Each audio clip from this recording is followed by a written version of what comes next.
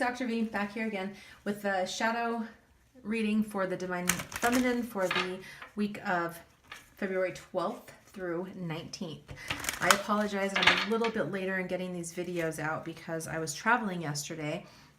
Didn't get home until relatively late, and yeah, that's what that is. So I apologize for being a little bit late with these readings, but I trust that you will give me some grace in it. So today I'm using the Oracle of Shadows deck for the Shadow Self-Conversation, and I will be using the Santa Muerte cards for clarifiers. So a couple more shuffles, and then we're going to jump right in. Excuse me. Cards are being finicky today. Alrighty, jumping right in. So, what shadow aspect of the Divine Feminine is speaking today? Yeah, the messenger. All right, the messenger from within. Gotcha. And what does that need to tell? What does the messenger need to tell the Divine Feminine? She's haunted. I don't know why every time I see that card, I think of the movie Ghost, where she's like, Molly, you in danger, girl. What has the Divine Feminine been missing?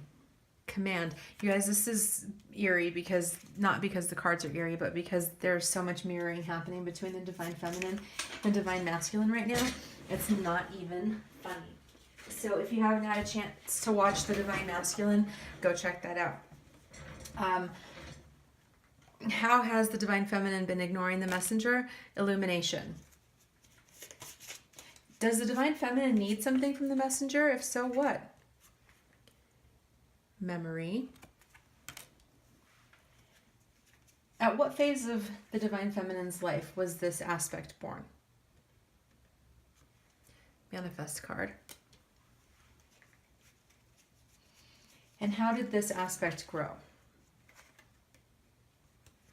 Interesting. The ancestors. All right. What part of the Divine Feminine do you represent? What lost part? Magic. Wow. What lesson must the Divine Feminine learn? Intuition. And how can the Divine Feminine better understand herself through the shadow? Renewal. You guys, seriously, go watch the Divine Masculine if you haven't, because it's so much mirroring happening here. It's crazy. So this first card in this position, who are you? Like, what shadow aspect is speaking to the Divine Feminine right now? And it's the messenger. So what I'm getting is that it's the part of herself that allows the messages to come from the unconscious to the surface. So that's the shadow aspect, and it's the piece that allows us to access the deeper parts of our wisdom. Okay, so the shadow the aspect of the Divine Feminine right now is that's showing up is the fact that she has not allowed that to happen. Like, she has cut off a lot of her inner wisdom, her inner knowing, because she has not been wanting to hear it. So the messenger has been coming, whether it's in the form of signs and synchronicities and dreams and intuition. She's just been not listening to it. So the messenger, the part of her shadow that wants to speak to her and do the work to heal, has been really trying to get through. And the Divine Feminine has just been like not wanting to hear it. I'm going to pull a couple clarifiers for that.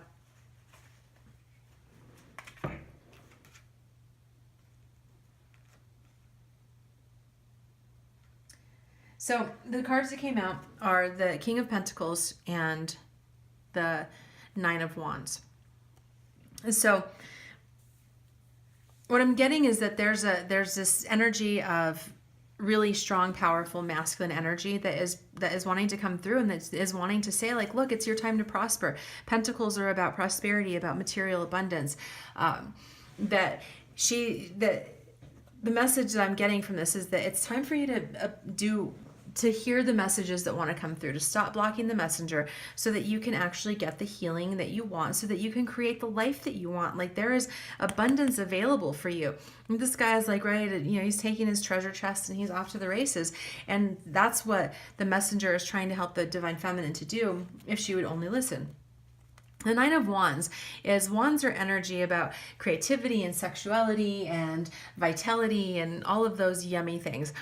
And this is the 9, so it's not quite full manifestation. It's on its way to full manifestation, but she is not quite there yet. But this is an energy that is wanting to come through too, and saying like, look, there is so much available for you, so much creativity, vitality, if you would just listen so that you can do your work, do your healing, and move the F on in your life. That's what is coming through for that. And the second position is, what does she need to tell the divine feminine? And the message that the messenger is trying to get across to the divine feminine is that she's haunted. She's haunted by her past. Now, this to me it's a little different than the energy for this is different than the energy that came through for the divine masculine when this card came up for him. This to me is about old wounds.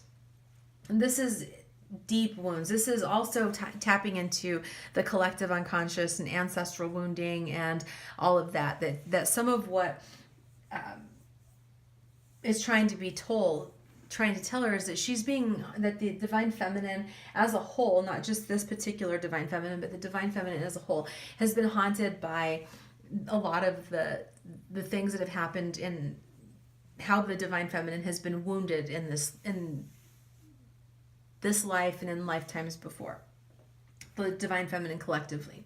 And so what the messenger is trying to get across is that you're being haunted by the past, and in order to heal, in order to move on, you really need to face that and heal it and put it to rest once and for all, right? It's that that sense of really letting the past die, fully let the past die, and look within and find out what ancestral, what collective wounds are present that you can heal and you can put to rest finally.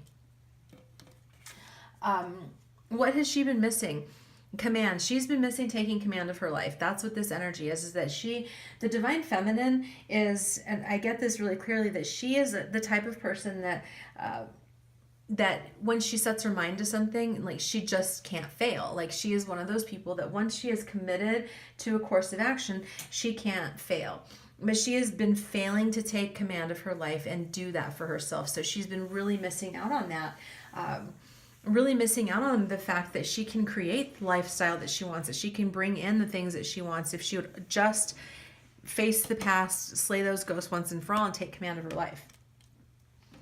This position is, how has she been ignoring this aspect? And it's illumination. She's not been allowing herself to be illuminated. So she isn't allowing herself to shine the light in the dark places. She's been avoiding some of that. So it's like maybe obsessing over the twin, or over her twin. She's like, I'm just going to focus on him and what's going on in his life, and so on and so forth, or distracting herself with other things, binge watching shows on Netflix and not doing the inner work, overly working too hard and not doing the inner work, deciding to, any kind of procrastination, like, oh, you know what, I know I really need to work in my inner child healing, but you know what, I really feel like I need to paint my kitchen right now.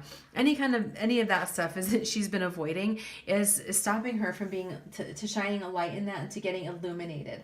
And so that's something that's really important. So that's how she's been ignoring it, is avoiding the illumination.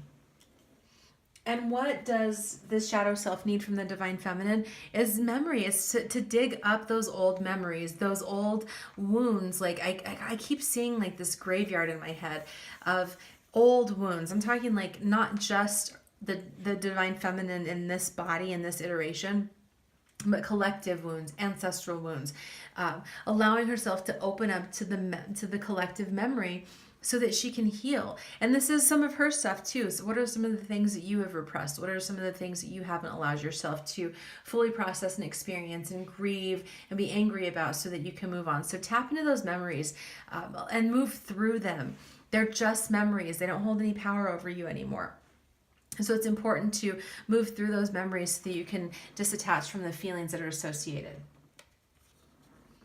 So at what phase was she born? This, to me, this looks like girls in early adolescence. So this is, I'm getting like 10 or 12 that that 10 or 12, the divine feminine just learned to stop listening to herself. She learned to stop listening to her intuition and all of those messages that were trying to come through. Probably was somebody telling her that that's not real, that's crazy, how do you think you know that? So there's probably some of that, and probably some pain and some trauma that she experienced that really caused her to shut that piece of herself off. And so I'm getting really between like the ages of 10 and 12 that she just really shut that part of herself off and hasn't really been in touch with it since then. And it's also blocking her ability to manifest the life that she wants for herself. So how did she grow? How did it grow? And this ancestors card came up earlier, but the ancestor energy is very present. That how it grew is because this is a generational thing. This is an ancestral wound. Whatever this pain, this experience that the divine feminine had that has caused her to shut off her inner knowing and to not listen to her intuition and not listen to the messages that spirit is trying to get to her, is an ancestral wound. So what's coming up for me right now is the movie Practical Magic. And I don't know if you've seen it, and if you haven't, sorry, because I'm going to give you a little bit of spoilers here. But in that movie, the characters, it shows in the beginning that there was a witch that was burned at the stake or drowned or something, that she was killed for being a witch. And that wound carried on for generations, and the curse carried on for generations. And so what I'm getting here is really strong energy that what the divine feminine is dealing with and what she is set to slay in this life, the curse that she is set to break, is one that has been going on for ages in her bloodline, and it's something that she has been sent here to conquer once and for all. So in the movie Practical Magic, if you haven't seen it, again, sorry, I'm spoiling it. So if you don't want to know how it ends, turn this video off now. But in that movie, at the end, toward the end, there's a moment where, oh man, I just got this big rush of emotion just thinking about this, because it's so powerful. The energy that's coming through right now is so powerful, that what happened in the movie is that they did some things that needed to be done. And when they did it, it not only broke the curse of the woman that was currently being haunted, but it broke the curse of the ancestor way back hundreds of years before. And so, divine feminine, as you face this stuff that you've been avoiding, as you do this work, you're not only healing yourself and you're not only transforming your connection and your life, but you're actually, the healing is going forward so that that curse will not afflict women in your time, in your generation, coming from you from this point forward, but it also is going retroactive, and it's breaking the curse from ages ago. Wow, that was a really powerful message. Holy cow. Whew. What lost part do you represent? Okay, you guys, I swear I didn't even see this card before, but it's so in alignment with this message. I just got goosebumps all over myself. The lost part that this represents is her magic. It's the divine feminine's magic. It's her ability to be an alchemist, to create her own life, to create magic in this world. Oh, wow. You're meant for that. You're meant to be a magical, creative, powerful, joyous being, and you're not being that right now because you're blocked off. But that's the part of you that is being represented here. Wow. Your ability to create magic. So what lesson must you learn? To listen to your intuition, to trust what you know, to listen to those messages, to allow yourself to open up to the messages that are coming in from your higher self and from your deeper knowing, because they're coming. You just have to listen to them. One of the things that I would say is start keeping an intuition journal. If you get intuitive hits about something, write it down in your journal and check it regularly to see what happens, to see if it comes to pass and see what happens, because it helps you to begin that process of learning to trust yourself. And how can the divine feminine better understand herself? It's time to let yourself be renewed, Divine Feminine. It's time to let the old go. It's time to not be haunted anymore. It's time to heal those wounds, both yours and the collective and the ancestral wounds, and allow yourself to be renewed so that you can move forward into the life that you want and the life that you deserve, because you deserve to have an amazing life, Divine Feminine. So I'm going to just pull some cards to get an overall sense of what the week will look like for the Divine Feminine. You guys, I'm so jazzed by this reading. It's so beautiful. I'm just literally sitting here like so inspired by the energies that are coming through. Like, Divine Feminine, you have an amazing calling on your life, and you're going to do great things.